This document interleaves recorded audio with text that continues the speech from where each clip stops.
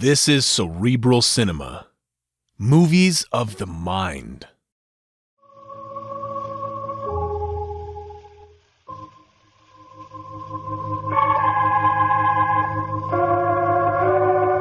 From New York, the makers of Clippercraft Clothes for Men and 1,036 leading retail stores from coast to coast present the world's most famous detective, Sherlock Holmes.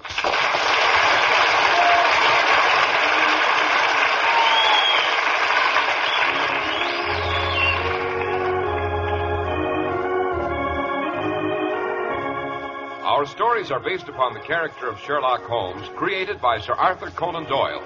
Sherlock Holmes is portrayed by John Stanley, Dr. Watson by Alfred Shirley, and the dramatizations are by Edith Meiser.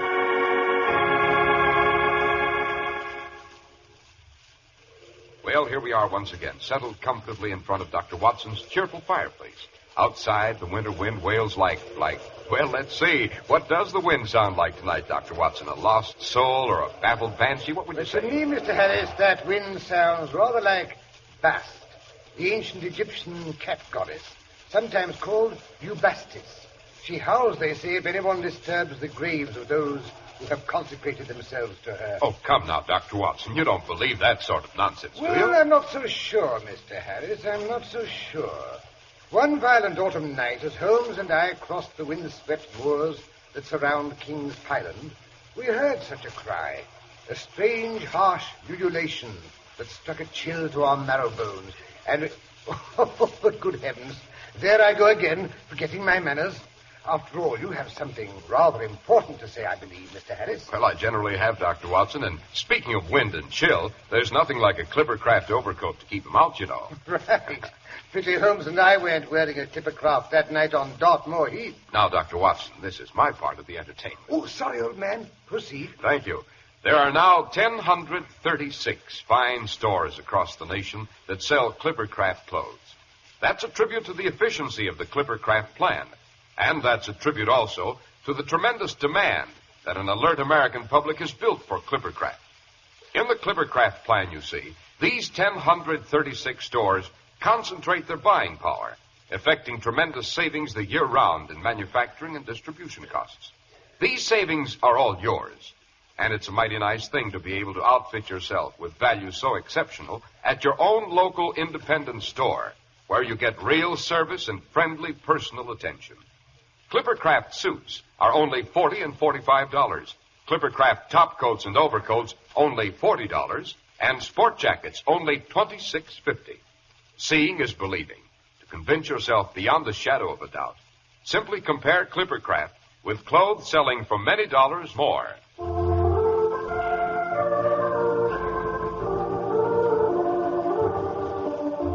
And now to return to that icy wind on the moors, Dr. Watson. Well, as a matter of fact, Mr. Harris, that's not where this adventure had its inception. It was a brisk fall day rather early in the century. After a good deal of argument, I had persuaded Holmes to accompany me on a constitutional through Kensington Gardens. As our listeners doubtless know, Holmes was never a man who took exercise if he could avoid it. Lethargic sort of fellow, eh, Dr. Watson? Well, not necessarily. Needless to say, when we returned to Baker Street somewhere around 5, I was the one who was puffing like a grampus, while Holmes bounded up the steps as easily as a greyhound. We were met at the front door by Mrs. Hudson, the chatelaine and general factotum of our bachelor domain. Ah, Mrs. Hudson, what's up? It's way past your tea time, Mr. Holmes. Oh, to blazes with tea, madam. Give us an early supper. What's more, a gentleman was here. Waited upstairs half an hour, he did. Stamping up and down on my ceiling till I thought the chandelier would come loose. Sounds like a client, eh, Watson? Well, we could do with a case, Holmes. The exchequer is getting a bit low. Bother the exchequer.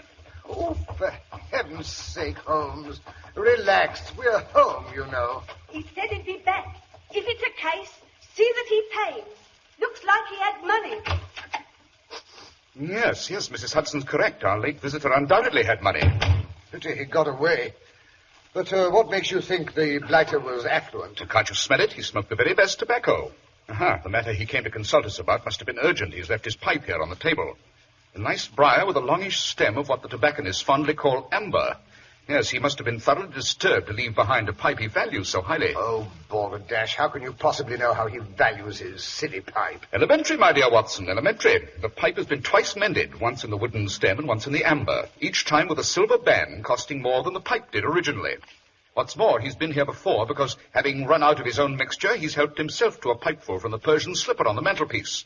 No casual stranger would know that's where I keep my tobacco. Oh, but here's his step on the stairs. Come in, come in. Confound it, man. Why don't you stay at home where you belong? Holmes, it's Colonel Ross. Obviously, my dear Watson. Oh, bring our visitor a chair and a slight sedative of some sort, say a brandy and soda. I don't need a brandy.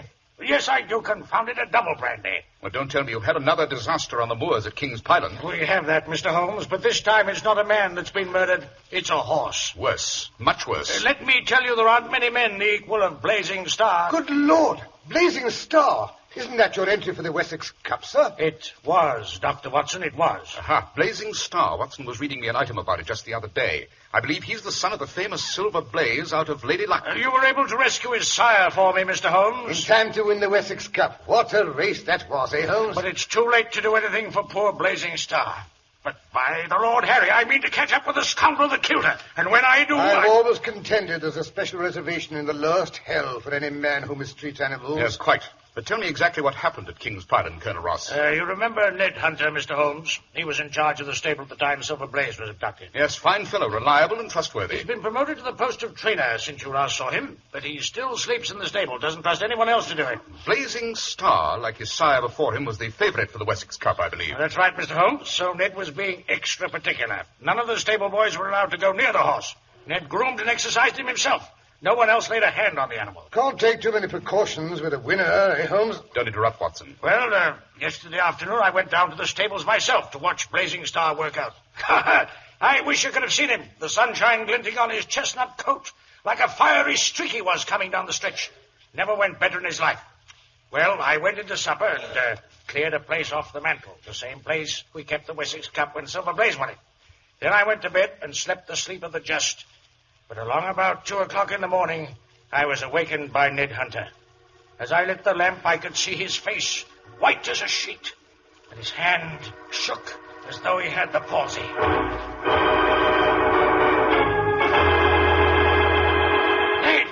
Ned, what's up? What's the matter, man? It's the Star, sir. He's took bad. I'd better go for the vet. Good Lord. What happened? He seemed in great shape this afternoon. I can't explain it, sir. Unless it was that cat upset him. You know how he always hated cats. What cat? We don't keep any cats. Oh, a black cat it was, sir. Can't say I've ever seen it before. But when I was taking in his bunch of carrots I always gives him before I tucks him in for the night, a black cat comes out of nowhere and slips into the store between my legs. Good Lord. Well, sir, you know how the Star is about cats. He started stamping and whinnying like he was possessed. Hey, you, Timmy, Joe, help me get this cat out of here before she's killed. Oh, easy, Star. Easy boy now. Easy, Star. Did you see that cat? Come out of here like a bat out of hell. Eyes blazing like the devil himself. Hello. She's raked the Star on the flank. She's drawn blood. Easy, boy. Easy. Hey, Timmy, bring the ointment. The Star's hurt.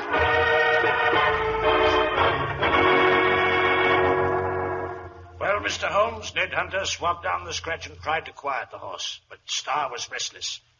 Along about midnight, Ned noticed his breathing was getting heavy and labored. He'd worked up quite a sweat. Ned rubbed him down again, but he kept getting worse instead of better, so I went for the vet. He's a new man in the district and supposed to know all there is to know about animals. When I brought him back with me, Ned looked like he'd seen a ghost. Ned, this is Mr. Peebles, the new veterinary surgeon. He'll bring Star around for us. I'm afraid the Star's past help, sir. I've never seen the like. Just seemed to collapse in front of my eyes. His back sort of sagged and his knees gave way. Pretty soon he couldn't stand up no more. He's lying in there on the straw, pretty near gone. You'd better take Mr. Peebles right in, Ned. Yes, sir. This way, sir. Confound it. If anything happens to that horse. He was so fit this afternoon. Lord, it's quiet around here. If I could just hear the old boy breathing. 3 o'clock. Where do you suppose that blasted cat came from? Ah, rubbish. No one dies from a cat scratch. Haven't had any cats around here for years. Certainly not any black cats. Well, Mr. Peebles, how is he? What's the verdict? I'm sorry, Colonel Ross. He's gone, sir. Died very quietly of old age.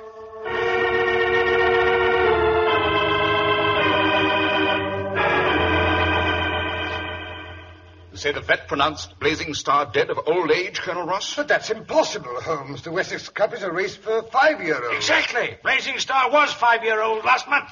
Yet when I went in to look at his body as it lay there in his stall, I'd have sworn he was the oldest horse I'd ever seen.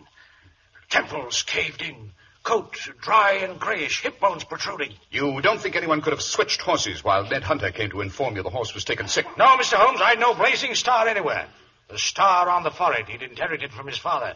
The white off forefoot and a long scar on his left hind leg where he'd cut himself in a bit of wire when he was a 2-year-old. That horse was Star, full 5 years ago last month. He couldn't have died of old age. Fantastic and macabre story, eh, Holmes? Quite. Many people, of course, will profit by his death. Have there been any strangers in the neighborhood of King's Python these last few weeks, Colonel Ross? There has been a band of wandering gypsies camping on the moors. Of course. Gypsies have many curious and little-known poisons. They'd be quite apt to keep a black cat, what's more. If its claws had been dipped in some obscure venom, they'd... Possibly, Watson, possibly. Tell me, Colonel Ross, what's become of your erstwhile neighbor and rival, Lord Backwater, who owned the Mapleton stables? That blackguard. Haven't seen him since the affair of Silver Blaze. He was ruled off the turf after that, you know, and forced to sell his horses. Serves him jolly well right. Mapleton has been unoccupied until recently. About a month ago, I understand it was leased to a professor, an Egyptologist, I believe. He's a recluse. Spends most of his time in a laboratory, fixed up for himself in the old study. Mattie Baxter, our maid's sister, keeps house for him. Says he's a queer sort of a chap. Works behind locked doors all night and sleeps all day. Unhealthy sort of life, eh, Holmes? Yes, there are several factors around King's Python that don't sound healthy to me. Colonel Ross, I suggest that Watson and I take the morning train for Exeter to investigate the situation. I hoped you'd say that, Mr. Holmes. I've told Ned not to dispose of Starr's body until you arrive. Splendid. I suppose you'll want me to take my revolver, eh, Holmes? Your revolver and that little black satchel that contains your medical kit. This, unless I'm very much mistaken, is a case in which we should be prepared for anything.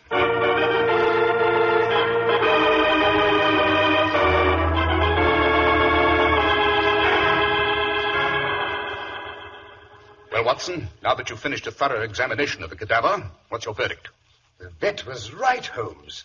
The horse obviously died of old age. But I tell you that's impossible. Blazing Star was only a little over 5 years old. Ned here will bear me out. That's right, gentlemen. Horse doesn't die of old age at 5 years. It looks like Blazing Star ain't going to be the only one, neither. Good Lord. Don't tell me another one of the horses has caught the malady. It's not one of the horses, sir. It's the sheep. I noticed it when I went out to the paddock after you left this morning. They stood there all huddled together, shivering. Then gradually, all day long, they kept getting older and older. You could fair see them do it. Their eyes are rheumy, and their voices weak. And, some of them can hardly keep on their feet. But those sheep were young. Most of them were dropped in this year's lambing season. What do you make of it, Dr. Watson? Have you ever heard of old age being contagious? No, there have been isolated cases, Colonel Ross, where young and healthy individuals have developed a wasting away that rather resembled the appearance of age. However, I'd hardly think it possible. Hold on. Who's this running across the moors in the sunset? Looks like a woman. Her hair flying loose, her shawl flapping in the wind. Well, she's staggering as if she were drunk. It's Mattie, Colonel Ross. Her that works over at Mapleton. She's not suffering from the effects of alcohol. It's fright that's upset her. It's sheer terror. Colonel Ross!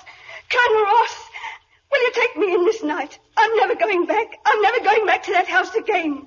I knew he was evil the minute I laid eyes on the man, and now I've seen him. He's a butcher, he is. He's a ghoul. Who is Mattie? My master. Him and the least Mapleton. He's filled the house full of heathen statues.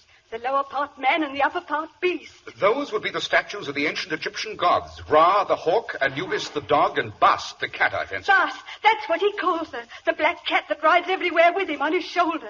Their eyes are alike. Him and the cat's both green. And they both can look at you without even blinking.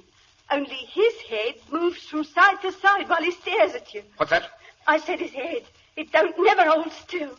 He's a ghoul, that's what he is. They've been bringing him boxes for weeks now. 6 boxes, big, like coffins. A lorry drives up in the dead of night and they carry the box into his study and he locks the door behind it. That's the last anyone ever seen of them boxes or what's in them. You've never seen any traces when you go in to clean the study? I've never been allowed in, sir. No one's ever been allowed in that study except the man what brings the boxes, and then only for a minute while he puts them down. Today, the men come with another big box, only they brought it before it was dark. The master fell in a rage when he saw him drive up. When they brought the box in and set it down in the study, he was that worked up, there were flecks of foam on his lips. You idiots! How often have I told you not to come here by daylight? Have a heart, Governor. The sun's about down and there's a storm coming up. Me and me partner have a long way to drive back to town. We don't like to be caught in the moors in a storm at night. Oh, you don't? Well, this is the last time you need come here. People who work for me obey my orders. Aye, but Governor... Here's your pay. Now, get out. We'll be going. Never fear. Here, he needn't have done that. Oh, he's a terror when he gets in one of his rages. Oh, there. You work here? Aye, I'm the housemaid. Know what it is he's got in them boxes we bring him? Haven't a notion. That room's always kept locked. He never so much as looked through the keyhole. Oh, I'd never do that. It's not right. Maybe not, but I bet it'd be interesting. Aye. Come along there, Chris, or we'll be caught on the moors out of dark. All right.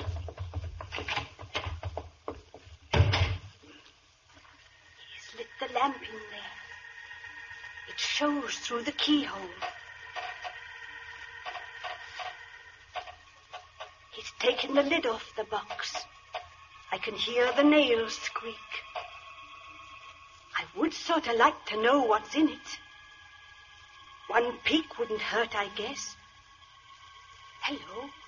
There's another box inside of the first one. It's got a painted face and hands. Now he's taken that lid off, too. There's something lying inside. It's got a face, too, and hands. Oh! It's a woman. She's dead. It's a woman's body.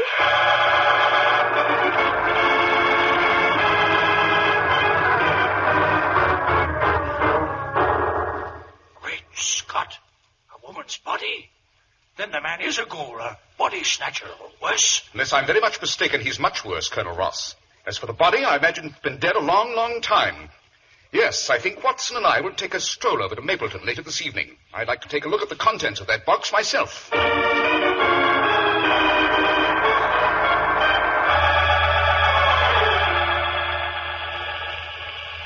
What a night to go stalking about the moors, Holmes. I'm soaked to the skin. Yes, the equinoctial rains seem to be especially vigorous this year, Watson. Vigorous, I can hardly say. Good Lord, what was that? That, I imagine, is a member of the feline or cat family. Sounds half wild, eh, Holmes? Yes, unusual for a cat to be out in this weather. Seems to be getting closer. Angle the lantern over here. Yes, there it is, in that tree to the left. Good Lord. Its eyes shine like fire. Maybe she's caught up there and can't get down. Here, pussy. Nice kitty. Watson, for the love of heaven, don't get near that cat. Why not? Because one scratch from her claws, and you would decline and die of old age. You? Professor Moriarty? You look surprised to see me, Dr. Watson. I heard you were expected at King's Pyland, Holmes, and when that stupid serving girl ran screaming out of my house this evening, I rather expected it wouldn't be long before you came over to Mapleton to pay your respects to the Princess Hatshepsut. Princess Hatshepsut? So that's who you have in your latest mummy case, Moriarty. Yes, in the most perfect state of preservation, but of absolutely no use to me, unfortunately. Why not? She was still slender when she died. The artisans who unbound her didn't need to age the body to prepare it for burial. Age the body? Have you ever seen a fat mummy, Dr. Watson? Come to think of it, can't say I have. In ancient Egypt, it took upward of 70 days to prepare the body of a mummy. Rare gums, resins, and spices were used. And if the deceased was fat, a fluid was injected which aged and shriveled the body after death. And it's your theory, no doubt, Moriarty, that same fluid extracted from those mummies would, if injected into human beings, produce premature old age and death. So far, Mr. Holmes, I have only experimented with animals. But I believe the process has been sufficiently perfected so that I may now indulge in a few human experiments. How fortunate that you and Dr. Watson should have decided to drop in this evening. Holmes, let's get out of here. Not so fast, Dr. Watson. My servant Akbar has had you covered for some time. He's an expert shot, I promise you. Bluff. Pure bluff. Can't see a soul. Akbar is rather dark. He doesn't show up very well at night, but to prove to you he is present, I shall have him destroy the cat up there. No, don't bother. But it's no trouble at all. We came out here for that purpose. Unfortunately, yesterday I spilled some of the liquid I'm experimenting with, and the cat walked in it. It's no longer safe to have it at large. You saw the results when she scratched Colonel Ross's horse last night. You see, I don't want to kill people. I shall be satisfied just to make them senile. You blackguard. Don't excite yourself, Dr. Watson. Akbar, the cat. Such a pity. I was rather fond of the beast. Now, gentlemen, if you will accompany me.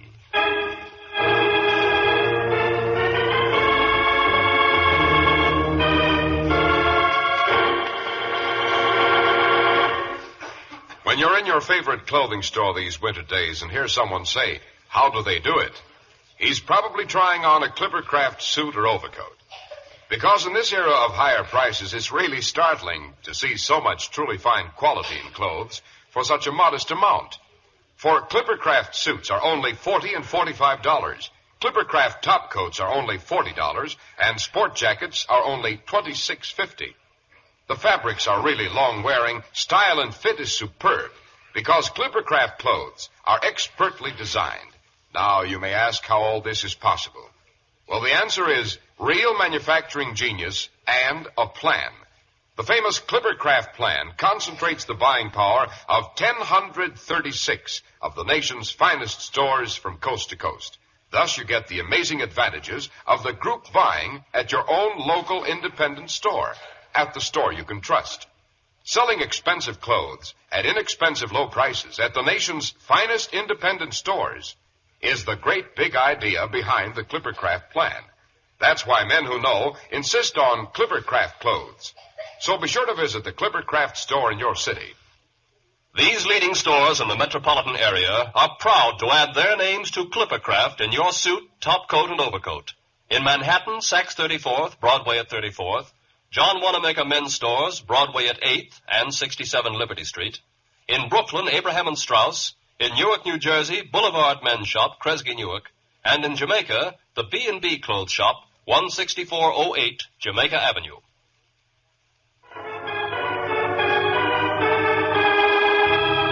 And now to return to Dr. Watson and Sherlock Holmes. We find them in Moriarty's laboratory. Sorry I'm forced to have Akbar tie your hands to the back of your chairs, gentlemen. Akbar, if you will remove Dr. Watson's revolver from his right-hand pocket. That's it. No, you needn't take his satchel off his knees. I know how lost a doctor feels without his little black bag. Very generous of you, Moriarty. Not at all. That will be all, Akbar. You may leave the room and lock the door. And now for the Lady Hatshepsut. She's in the mummy case here. I thought you might enjoy the sight of a charming female while I give you the injection that will deprive you of your youth and vigor. Now, look here, you... Don't argue, Watson. Is that by any chance, Professor Moriarty, the mummy case in which the Princess Hatshepsut was entombed? I believe so. She was removed from the tombs of the royal mummies at Dar el-Bahari. By those famous grave robbers, the brothers Abd el-Rasul, whose exploits finally led the British archaeologists to the left bank of the Nile opposite Karnak. But how clever of you, Mr. Holmes, to be so well informed on Egyptian mummies. Holmes knows everything. Or didn't you know? Watson, on the other hand, while no mental mastodon, has hidden possibilities. Did you know, Professor, he once played rugby for Blackheath? Fascinating. I gather from the fact that the mummy case has the hands carved in relief that it dates from the 7th Theban dynasty. You are absolutely correct, Mr. Holmes. Wait. I will raise the lid and permit you to see the lady herself. Good Lord. She looks as if she had died yesterday. Yes, Dr. Watson. The mummies of Memphis are black, dry, and brittle.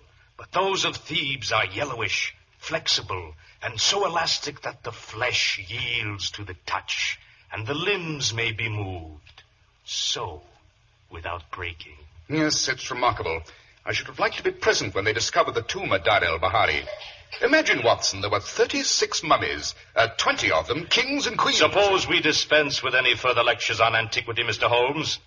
I think the substance I have here in this little glass phial may prove even more fascinating. How? This is the liquid I've distilled from 5 previous mummies. The ones who have been, shall we say, aged. One small scratch with a pin dipped in this fluid should, if my calculations are correct, turn you both into old men. What would be the object of that, may I ask? Well, in the first place, it would render you no longer able to interrupt my activities. And in the second place, if my experiment is successful, I flatter myself I can change the course of history. Interesting. Think what would happen if I were to make certain men senile. The Kaiser, for instance, and that new American president, Roosevelt, Mr. Theodore Roosevelt. And there's a man over in France, Monsieur Clemenceau. And a young man right here in England, his name is Winston Churchill. I think history might be quite different if he suddenly became old and feeble-minded. Let me see. My tie pin should do very nicely. Yes, a very interesting hypothesis, Professor Moriarty, but that phial is so small. Is that all the fluid you have? It will suffice, Mr. Holmes. I shall prick only the key men. Now then, I'll dip in the pin, so, and... Holmes, duck! Confound you! You've broken the phial! Bravo, Watson. A perfectly placed drop kick. I wondered if it would occur to you to use your little black bag for a football.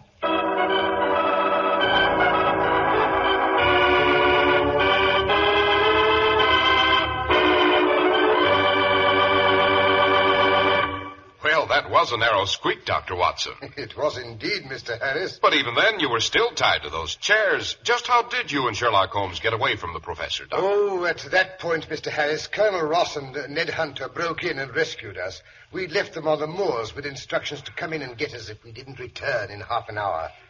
Why did you think Holmes became so chatty about Egyptian history? You don't mean he was stalling? Well, what do you think, Mr. Harris? What do you think? Well, what could I think, Doctor? And now, Dr. Watson, how about giving us a hint about next week's story?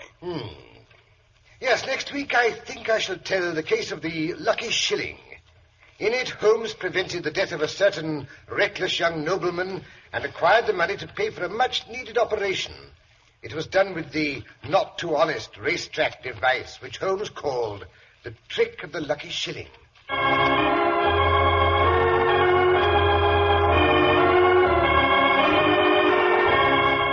The makers of Clippercraft Clothes and 1,036 leading stores from coast to coast have brought you another in the new series of broadcasts featuring the world's most famous detective, Sherlock Holmes. Sherlock Holmes is produced and directed by Basil Lochran, with special music by Albert Berman.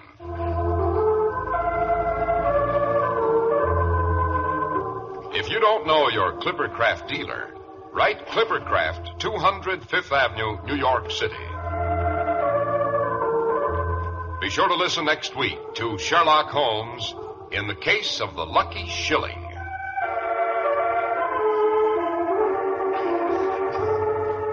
If you'd like to attend the Sherlock Holmes broadcasts in New York, see your local Clippercraft dealer. He'll tell you how to obtain your tickets.